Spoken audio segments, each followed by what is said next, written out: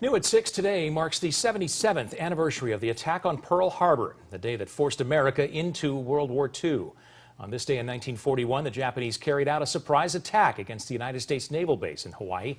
More than 2,400 Americans died, including soldiers, sailors, and civilians.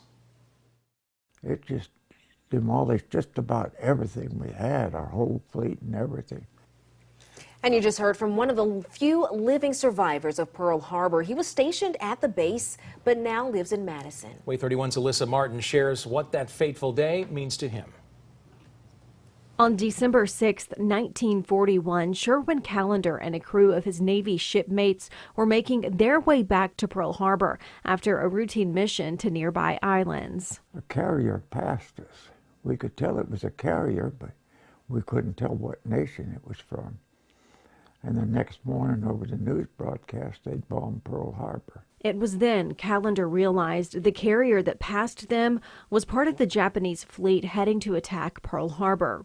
Callander and his crew narrowly missed the attack by just one day. The freedom is not free. Upon their return, Callander and his crew immediately got to work. And we pulled in the day after that.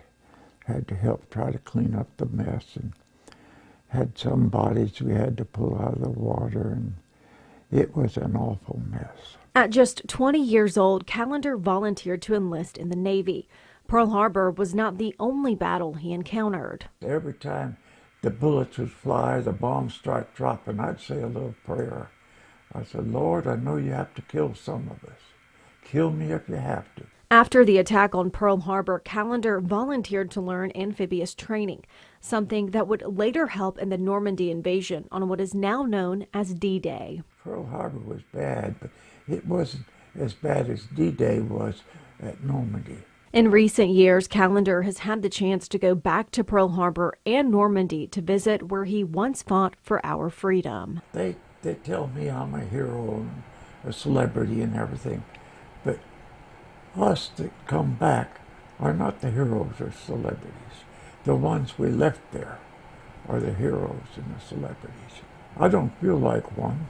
I had a job to do and I did it. Callander is also actively involved with the group called Forever Young Senior Veterans. The group takes veterans on trips back to where they once served. Next year, he's planning on 3 trips with the group, including a 3rd visit back to Pearl Harbor. Reporting in Madison, Alyssa Martin, WAAY 31 News. Wise words from that man. Well, Callander also speaks to different groups often. And today, in fact, he visited the Rotary Club in Athens. There he is there.